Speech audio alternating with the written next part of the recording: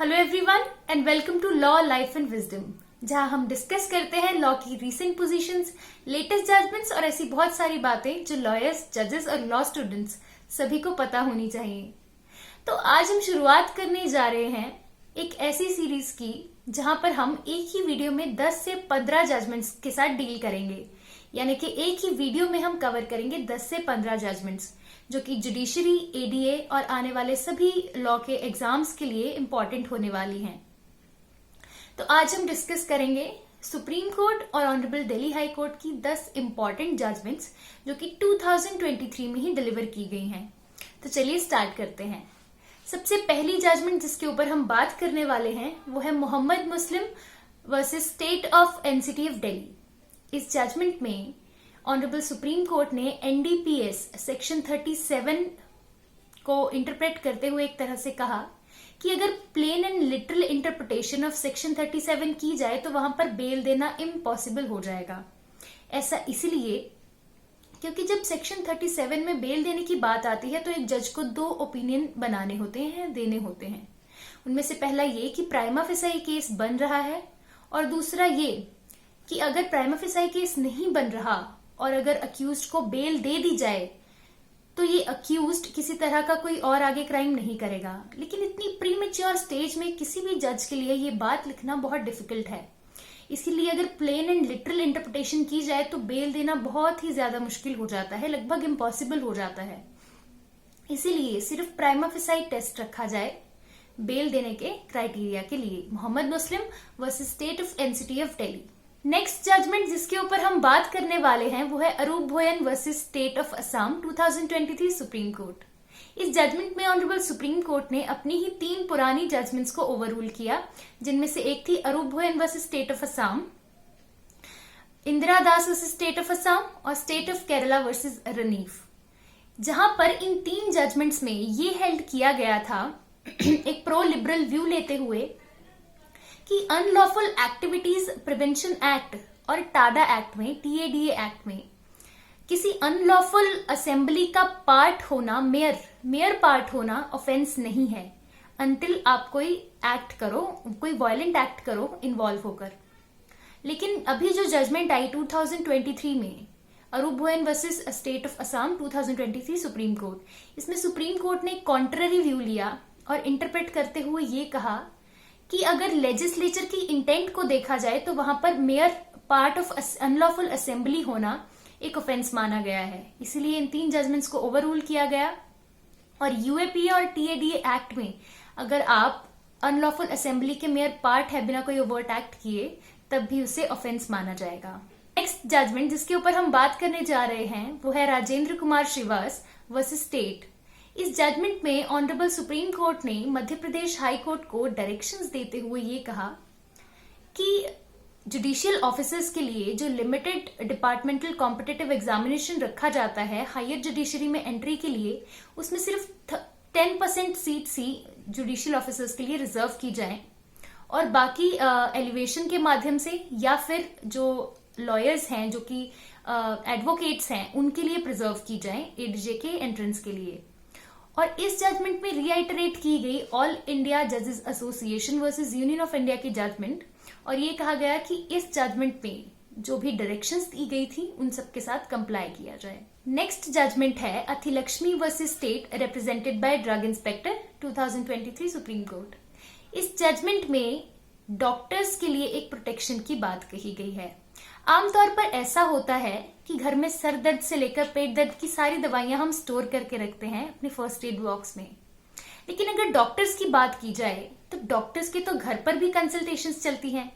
तो यानी कि अगर डॉक्टर्स स्मॉल क्वांटिटी में कुछ ड्रग्स या कुछ दवाइयां प्रिजर्व करके अपने घर में रखें तो क्या वो ऑफेंस होगा drug and cosmetics act section 18 के अंडर?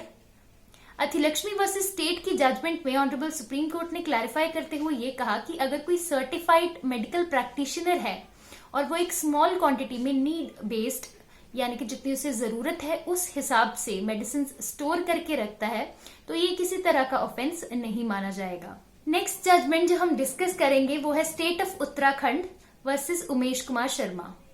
इस जजमेंट में ऑनरेबल सुप्रीम कोर्ट ने ये कहा कि अगर हाई कोर्ट या फिर ऑनरेबल सुप्रीम कोर्ट से एफआईआर क्वैश हो जाती है तो वहां पर इन्वेस्टिगेटिंग ऑफिसर या फिर पुलिस का क्लोजर रिपोर्ट फाइल करने का कोई मतलब नहीं बनता और ये प्रैक्टिस डिसकंटिन्यू की जानी चाहिए। लेकिन पहले ये समझना है कि ये क्लोजर रिपोर्ट, कलंदरा, चालान या फिर कैंसलेशन रिपोर्ट या यूटीआर क्या है। तो सबसे पहले अगर प्राइमा फेसाई केस बनता है, पुलिस इन्वेस्टिगेशन करती है और उसे मजिस्ट्रेट के आगे प्रेजेंट करती है तो उसे हम चालान कहते हैं। लेकिन अगर जो सब्जेक्ट मैटर है वो ही खत्म हो जाए, जैसे कि मान लीजिए कोई अक्यूज्ड था मर्डर का, उसने मर्डर कर दिया लेकिन फिर गिल्ट में आकर खुद ही सुसाइड कर ली, तो ऐसे केस में क्लोजर रिपोर्ट फाइल की जाएगी। लेकिन अगर झूठा केस दर्ज कराया जाए यानी कि प्राइमा फेसाई मैटर ही ना बने तो ऐसे केस में कैंसलेशन रिपोर्ट प्रेजेंट होती है। और अगर प्राइमा फेसाई केस है और सब्जेक्ट मैटर भी है, यानी कि मान लीजिए कोई अक्यूज्ड है, उसने मर्डर किया भी है लेकिन वो अक्यूज्ड भाग गया और पुलिस को अब चालान पेश करना है और जो अक्यूज्ड है वो पुलिस की पकड़ में किसी तरह नहीं आया, तो ऐसे केस में यूटीआर प्रेजेंट की जाती है यानी कि अनट्रेस्ड रिपोर्ट। तो इस केस में सुप्रीम कोर्ट ने रिएटरेट करते हुए यही कहा है कि जहां पर एफआईआर ही क्वैश कर दी गई हो तो मामला वहीं के वहीं खत्म हो जाता है और ऐसे केसेस में फिर क्लोजर रिपोर्ट फाइल करने का कोई भी मतलब नहीं बनता। नेक्स्ट जजमेंट जो 2023 की one of the most important judgments थी वो थी Shilpa Srinivasan versus Varun Srinivasan 2023 supreme court. इस जजमेंट में इर्रिट्रीवेबल ब्रेकडाउन ऑफ मैरिज को लेकर ऑनरेबल सुप्रीम कोर्ट ने एक बहुत बड़ी बात कही। सुप्रीम कोर्ट ने यह कहा कि अगर बाई चांस पार्टीज अप्रोच करती हैं सुप्रीम कोर्ट को तो सुप्रीम कोर्ट आर्टिकल 142 की पावर्स को यूज करके पार्टीज को डिवोर्स दे सकती है इर्रिट्रीवेबल ब्रेकडाउन ऑफ मैरिज के ग्राउंड पर। लेकिन दूसरा इशू जो इस जजमेंट में आंसर किया गया वो ये था कि क्या सभी पार्टीज डायरेक्टली सुप्रीम कोर्ट को अप्रोच कर सकती हैं इर्रिट्रीवेबल ऑफ ब्रेकडाउन ऑफ मैरिज के ग्राउंड पर डिवोर्स लेने के लिए, तो इस पर सुप्रीम कोर्ट ने मना कर दिया। तो ये आईबीएम से रिलेटेड एक इंपॉर्टेंट जजमेंट हमारे पास हो जाती है। नेक्स्ट जजमेंट जो इसी से जुड़ी है और बहुत इंपॉर्टेंट है वो है राकेश रमन वर्सेस कविता 2023 सुप्रीम कोर्ट। यहाँ पर जो पिछली जजमेंट का ड्रॉबैक रह गया था यानी कि सभी लोग सुप्रीम कोर्ट को अप्रोच नहीं कर सकते और यहाँ पर खुद सुप्रीम कोर्ट ने भी मना किया था कि सभी डायरेक्टली सुप्रीम कोर्ट को अप्रोच ना करें, तो उसके लिए एक रेमेडी प्रोवाइड की गई। इस जजमेंट में ये कहा गया कि इर्रिट्रीवेबल ब्रेकडाउन ऑफ मैरिज को क्रूएल्टी मानकर यानी कि section 13 subsection 1 subsection 1A of Hindu marriage act में क्रूएलिटी मानकर डिवोर्स दिया जा सकता है, यानी कि आईबीएम अपने आप में क्रूएलिटी है और उसके ग्राउंड पर डिवोर्स दिया जा सकता है। नेक्स्ट जजमेंट जिस पर हम बात करने जा रहे हैं वो है स्टेट वर्सेस नीलम रनौलिया इलियास नीलम आजाद। ये जजमेंट दिल्ली हाई कोर्ट की है 2023 की, जिसमें दिल्ली हाई कोर्ट ने एक स्टे ऑर्डर पास किया है। लेकिन इस जजमेंट में फिर ऐसा इंपॉर्टेंट क्या है, तो ये जजमेंट जुड़ी हुई है रिसेंटली पार्लियामेंट में जो सिक्योरिटी ब्रीच हुई। तो होता ये है कि जिस दिन पार्लियामेंट की 2001 पर हुए जो अटैक्स थे उसकी एनिवर्सरी थी, उस दिन दो लोग सागर शर्मा और मनोरंजन डी पार्लियामेंट में जो लोगों के लिए गैलरी बनाई गई है वहां से पार्लियामेंट में घुसते हैं, तानाशाही नहीं चलेगी के नारे लगाते हैं और उनके पास येलो गैस के जो कैंस्टर होते हैं उनसे गैस रिलीज करते हैं पार्लियामेंट में। लेकिन भारत में अक्सर ये कहा जाता है कि भारत के जो एमपीज हैं उनका क्रिमिनल बैकग्राउंड बहुत ज्यादा है और यही क्रिमिनल बैकग्राउंड का कुछ फायदा मिलते हुए हमें नजर आया इस एक्सीडेंट के दौरान। यानी कि जो दो लोग थे उनकी खूब अच्छे से पिटाई की गई पार्लियामेंट में और फिर उन्हें पुलिस के हवाले कर दिया गया। बहरहाल हमारे काम की बात जो थी वो ये थी कि उसके बाद जो नीलम आजाद और अमोल शिंदे थे, जो दो लोग और मिले हुए थे, ये दोनों लोग बाहर थे और बाहर से ही गैस की स्प्रे कर रहे थे और साथ ही साथ नारे लगा रहे थे।